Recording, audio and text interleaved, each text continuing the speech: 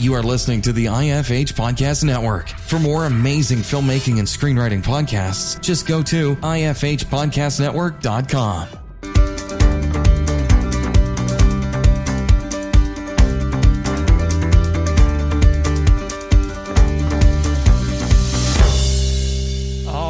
Welcome to the Successful Screenwriter Podcast, where we discuss anything and everything screenwriting. Here we interview successful screenwriters and filmmakers to find out just what it takes to make it in the industry. Welcome to the podcast. We have on a very special guest, Damien Swaby. Damien, thank you for being on with us today. Thank you for inviting me on. I really appreciate it. Oh, awesome. Yeah, well, you run the podcast, Filmmaking Conversations, and you have a really cool perspective on being a producer and me being a screenwriter in the indie film industry as well. I thought, let's get together, man. Let's chat about this stuff. Definitely. I'm going to need to get Damien's origin story. Damien's origin story. Well, I started off as an actor. You know, little by little, I wasn't getting the kind of roles I wanted. I wasn't getting the auditions I wanted. That's the big thing. Yeah. I wasn't getting the auditions I wanted. And after the 2008 crash, when everything went kind of Pete Tong, yeah, I had to really try and start again. And I did some really fun commercials, some really nice commercials. But other than that, it was just bits and bobs here and there.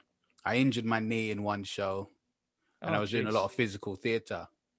So I just thought, in all honesty, I can't afford to even say no. There's that whole macho thing when people like the show must go on.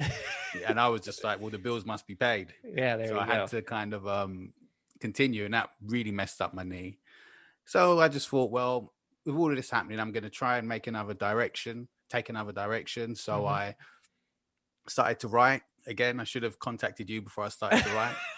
So I started to write and make short films that I would use as showreel material as an actor. Good. And I was writing these things, directing. I was really enjoying it. You know, it was really the buzz and like the buzz of that last shooting day, something else. Yeah. So I was enjoying that without really knowing that the work really gets going in after you finish, because you have to do all the editing, the sound, and I made all my mistakes and done some silly things.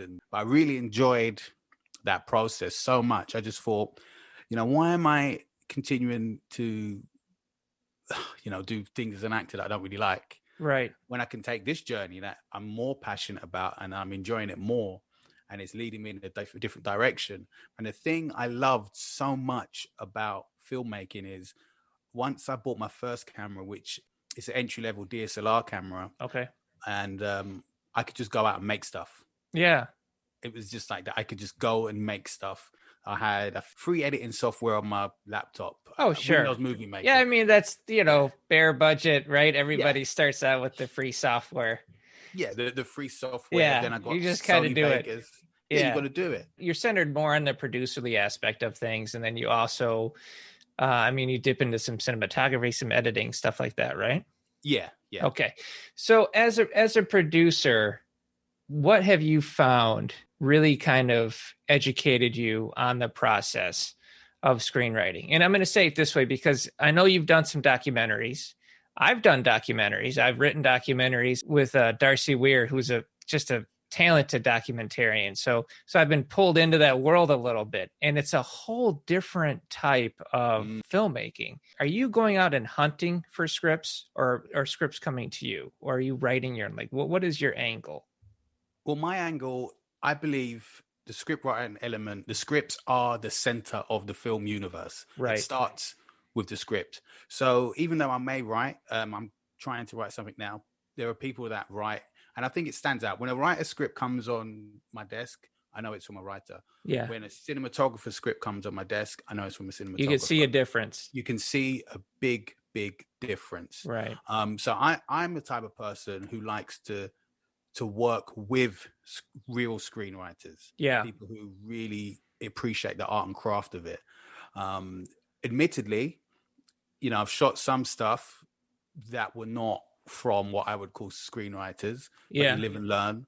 But amazingly now, this global process, I'm here in London, you're in what part of America again? I forgot. I'm in Detroit. Yeah, That's it. yeah, With no yeah. tubes. But no, it's fine. I've worked with people from all over the world, so I get it. But Yeah, that's the great thing. Yeah. I can look across the globe now to get yeah, scripts or potentially work with people on scripts. You know, I've got actor friends or whatever who might write scripts. And there's a funny trailer out about actors when they write scripts. That, you know, they're just kind of maybe not the best. I'm not knocking actors because I used to be one, but there's a difference. So I like to see a polished, like Wesley Chambers, who I'm going to be shooting his film. We're doing great stuff, and his stuff comes across as a writer. Yeah. Well, that's interesting that you say that. So, one, I have to sneak this in there because I think you'll get a kick out of this, is that directors and producers in the UK, I've noticed, love to work with Americans because your money's worth more. So, okay. So I'm happy to work with Geoffrey. Yeah, it's cheaper. I'm the discounted rate in the UK. So I've interviewed some actors and they definitely have a different perspective on it. You can even take it to like the table read. Every actor thinks their part is the most important part. Oh yeah. Of the script. And so you get like these notes that I really think we need to see more of this character. Let me write that down. So no, I love that aspect. But so what are you looking for? So you can obviously tell the difference between whether, you know, a director or a writer or an actor has written a script, which is kind of cool. I've never even considered that, but they would have different voices now that you think about it. So what are you looking for as a producer in a script? If a script comes to you, what do you want to see? Without a shadow of a doubt, I want to see a script, read a script, knowing that this person has a voice. Okay. There's a lot of things out there where I just think might be a bit generic or maybe a bit of a muchness. Okay. And I want someone to, even if it's not particularly to my taste, I'm excited by people that have scripts, that have a voice. I don't want to read a script that is similar to something that came out last year that was a hit. No, that's a really good point. Let's talk about that. This podcast is brought to you by thesuccessfulscreenwriter.com, where you can find instructional books, videos, courses, and screenplays of Hollywood's biggest hits to download. As an added bonus, visit www.thesuccessfulscreenwriter.com to download the Guide for Every Screenwriter for free. Yes, free. Available exclusively at thesuccessfulscreenwriter.com. Now, back to our show. We have to find our voice as a writer, and it just comes with time. It comes with development. Have you, because you've done some writing, what kind of influences did you find that kind of helped develop your voice as a writer, director, producer? The world around me. Yeah, definitely. Or do you mean in terms of what writers influence? I mean, have you had influences? Like for me, I'll tell you, like no one knows this. I'm saying this on a podcast. No one knows this. Christopher McQuarrie was a big influence. I loved his stuff, and he's still working today. He mostly does a lot of stuff with Tom Cruise, like Mission Impossible and stuff like that.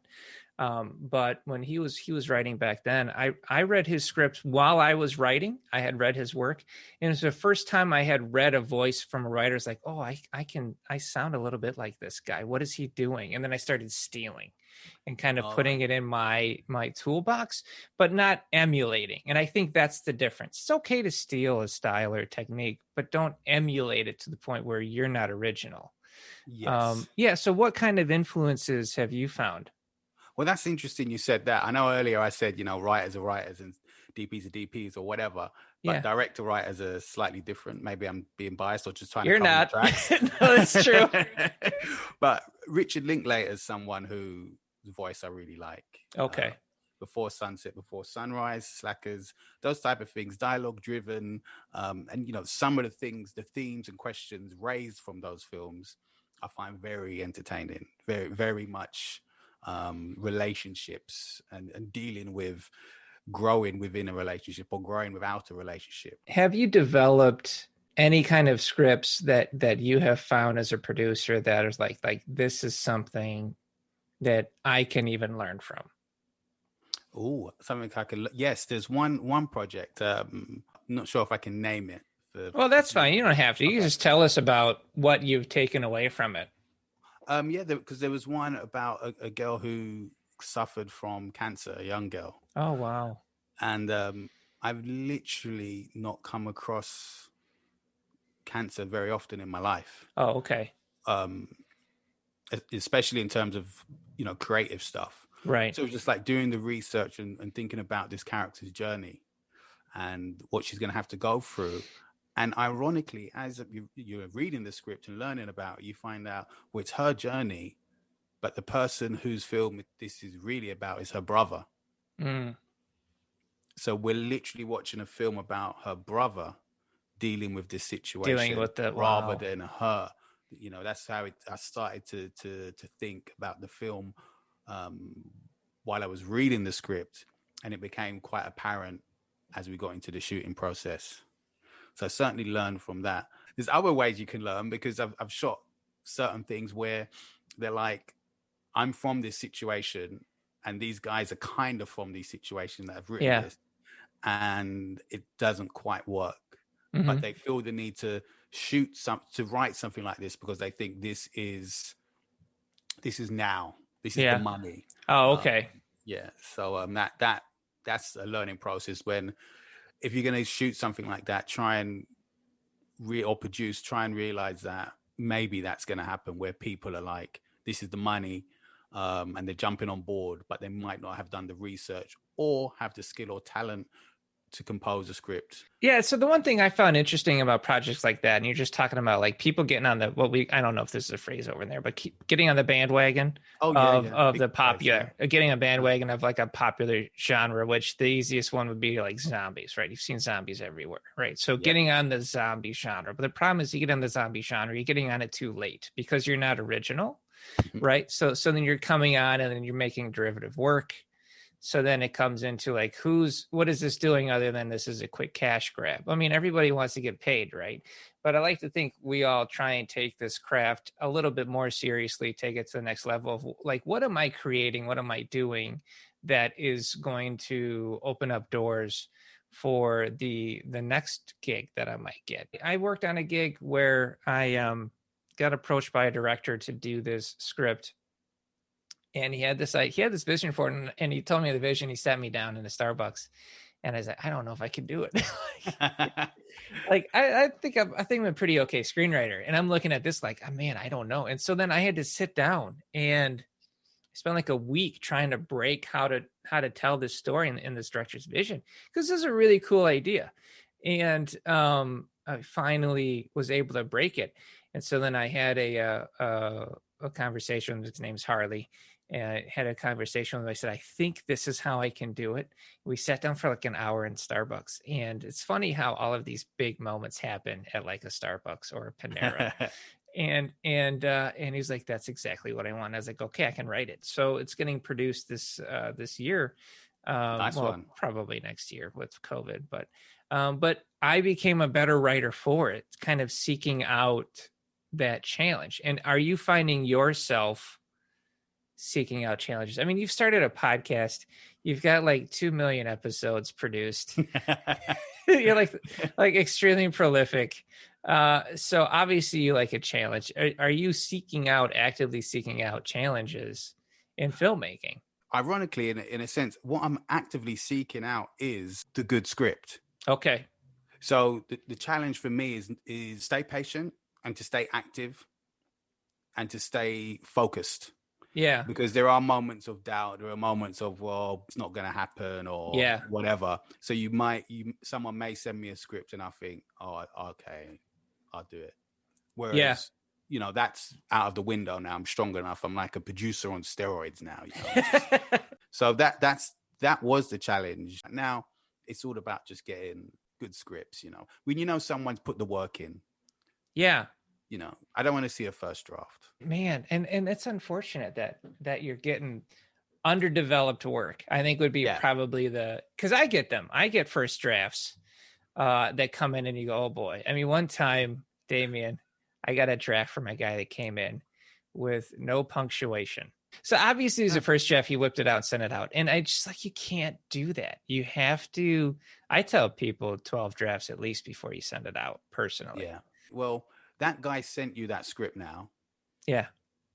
If you see his name again, Oh yeah. Yeah, you know, what are you going to think? I won't Mr. No remember him. punctuation. He'll probably send me another one. I'll be like, no, I have a terrible memory for that stuff. But you're right. No, reputation wise, you don't want to be known as that guy. You don't want to be known as that. One thing, this is like a big screenwriter sin I've seen. A writer will get so excited that they have an opportunity, send a script to somebody like Damien, right? So I'm going to send a script to Damien. That's great because a lot of producers won't accept unsolicited work, but you'll take the script, you'll read. It's fantastic.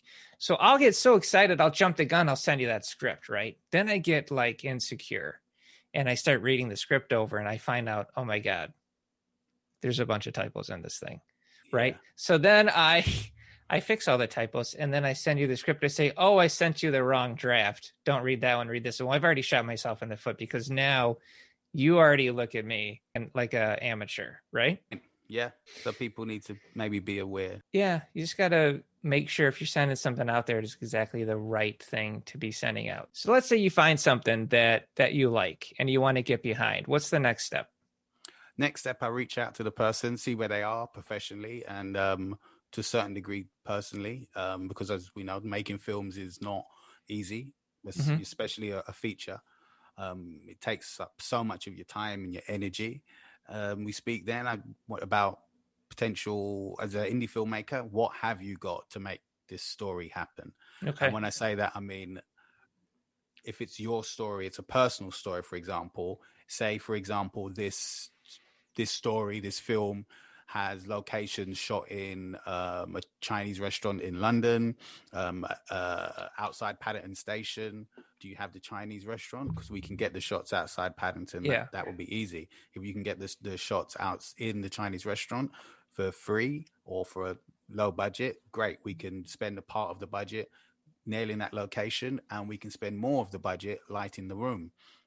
So it's about how much they have already in terms of money or locations or actor friends. Like, for example, I'm a former actor. If I was going to make something, I've got people I can call and maybe see if they want to be involved, if they fit the role. So I go straight into it in that way. Yeah. In the development stages before we even consider any post-production. Right. In my opinion, and I think a lot of people agree with me, films die not on set, not in the edit. They die in development. Okay. Pre-production, you might be able to save certain things if people work really hard and if people are really focused and re-energized. But in development, if you're going around, if people are doing silly things, or the words I hate, and I really hate them, is when people say, oh, it will be all right. And I just want to shake them and scream and go, no, it won't be. No, it won't. It won't be. It never is. I love the blind faith. No, I mean, because filmmaking is like putting out fires left and right, you know.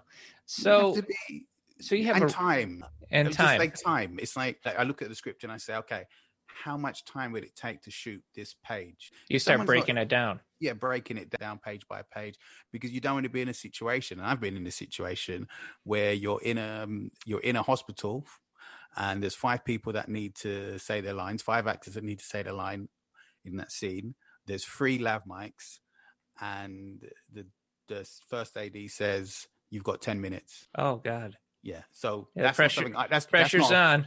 Yeah. And that's not a film I produced. Yeah. But that was as a director, I've been in that situation. That sounds incredibly stressful and not fun. So crowdfunding nowadays, I don't feel it's as strong as it once was. What do you think?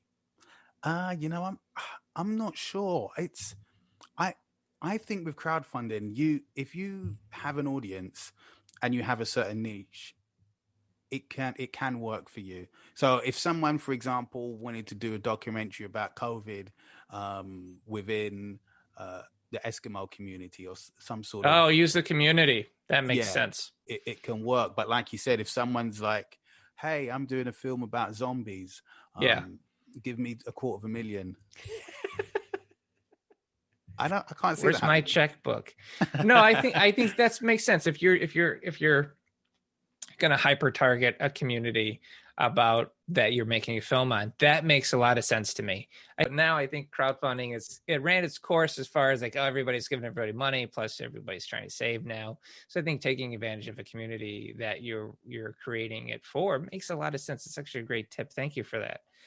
What is next? What's the next step? Next step, you go into the pre-production. Okay.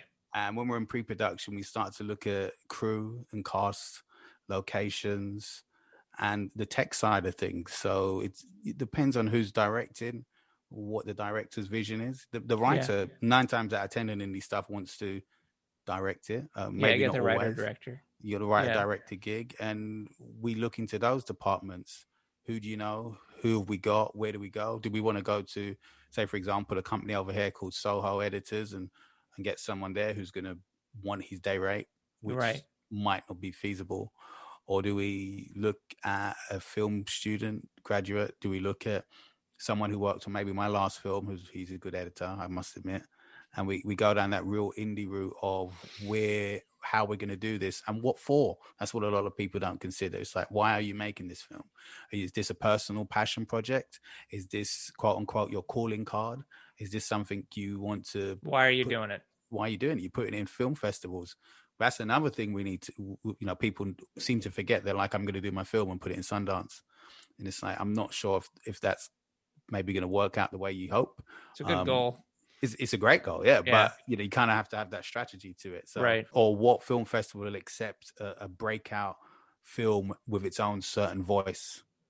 And we go through that process. But we have to have that nailed in before we start shooting.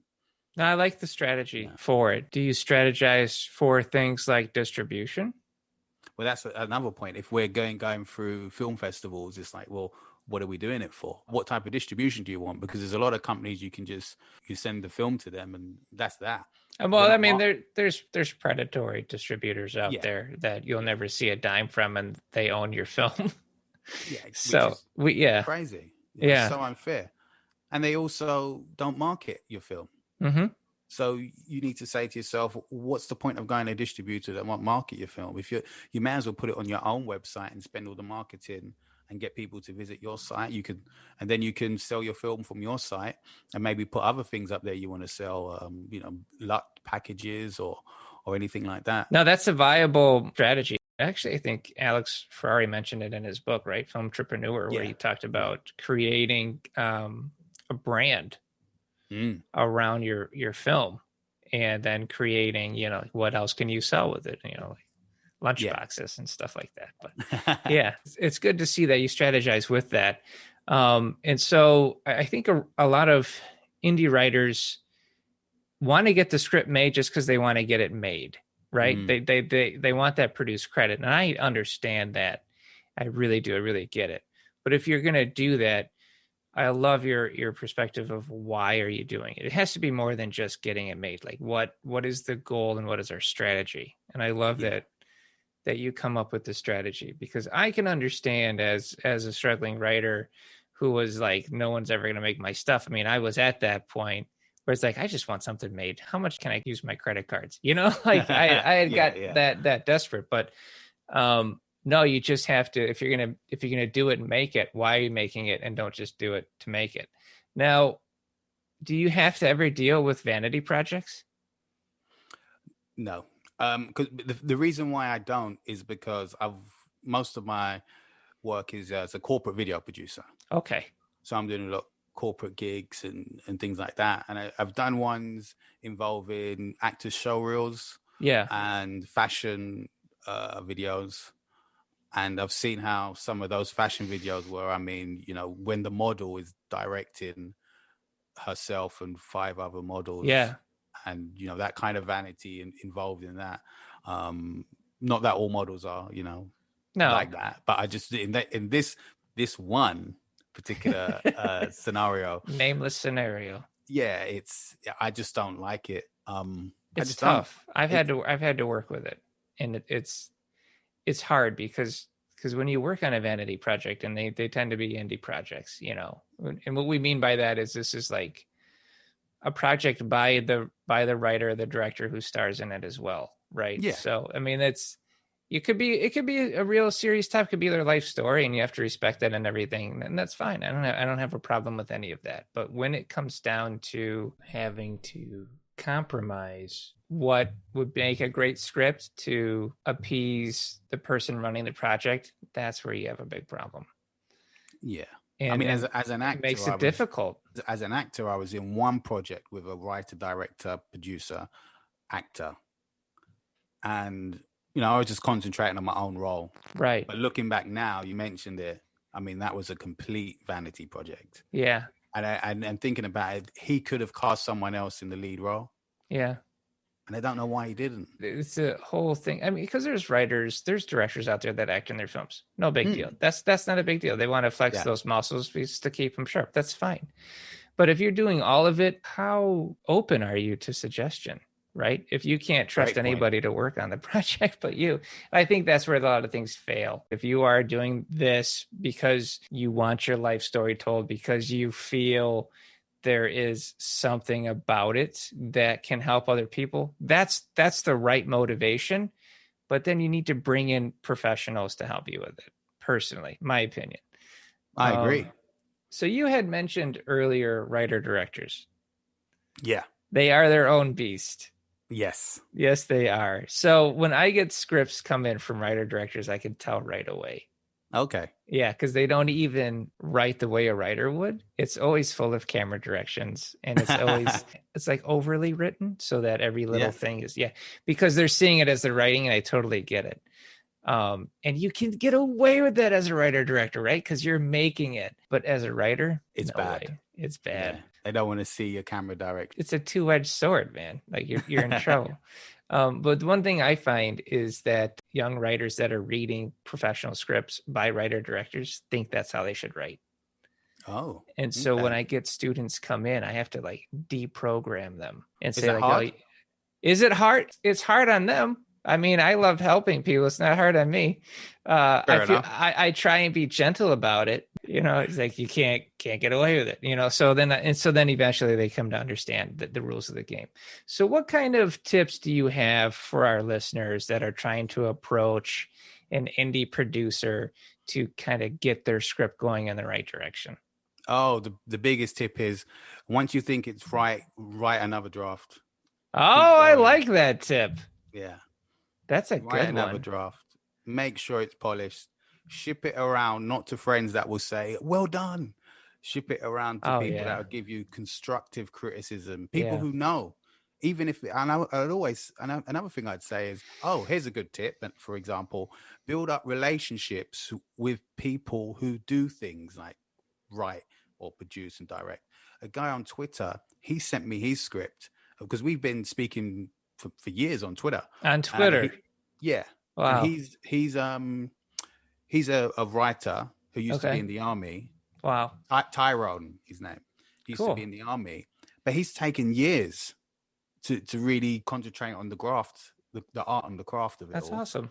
And he sent me a script, and he knows. I was like, I'm not a writer, I'm I produce and shoot and stuff, but I look at scripts. So I'd gladly look at it for you. And I gave him some tips and sent it back. And he said, cool, man, I'm going to put that in. I just want it polished up before I send it to the network in question. So he's doing the right thing. He's built up relationships with people in filmmaking and sent scripts where he thinks he can get honest feedback before he sends it. He built the relationship. Yeah. Rather than, if you're not a part of that kind of crowd, or you went to film school and you're just sending it to film school friends or whatever, I don't think that's going to serve you well. You need to be able to send it to someone who understands the process, that might not know you, right? That might be from another country. There's someone from Argentina I've sent stuff to. He's going to have a different take on it. He's a film person. Argentina and England are, they're completely different. So I think it's important to hear different voices when you get your constructive criticism. I love this because it's crazy. I was literally dealing with this today. I get daily messages from writers who slide into my DMs. And you slide them out. They slide right in. I was like, this is well done, sir. And so I get the hi, I am from some country. And will you read my script? And it's like, it doesn't work that way. I don't know who you are. No. I don't know. Because I one time I tried it. I was like, I'll try it. I read it and I was like, oh, this is a mess. And I appreciate what they're trying to do. They're trying to better themselves as writer. They're trying to improve their script. And I appreciate that and I applaud it, but the application of that is flawed, because you can't just approach some total stranger and say, read my script. I would never do that. I would never just run up to somebody and say, hey, read my script. It's like, what? Yeah, you build the relationship. That's exactly what you're doing. And see, if Damien Swaby sent me a script, I'd read it, because we've talked and I know you. But if you were like the dude from Filmmaking Conversations and I had no idea, I was like, I don't know if I'm gonna read this. So, and then I would expect the same. So I think that's really good. And to be patient with it, to slowly build over time. Like you said, 2 years. That's so cool, man. So it's a real, and there's other things like the human nature side of things. It's not just film. It's like, it could be soccer. It could be, Sean Martin's a jazz musician we both like. Just so have you heard his? You slowly get to know each other, like pen pals. Well, there you go. I love it. New age pen pals. There it is. We got digital media pen pals. And then it's, don't do the thing where it's like you said, hi, my name is, I am from, like, it's too. Oh yeah, I get that. Yeah, it's too. Yeah, it's generic. I've gotten them threatening before. I was like, whoa. I definitely don't want it. Yeah, I've been queried before, and I said, well, I have produced in the past, but I'm a writer, and that's what I'm known as. So, this project isn't for me. I can't bring anything to it. And I responded to it because it was pretty much a proper query. And they said, you don't know what you're missing.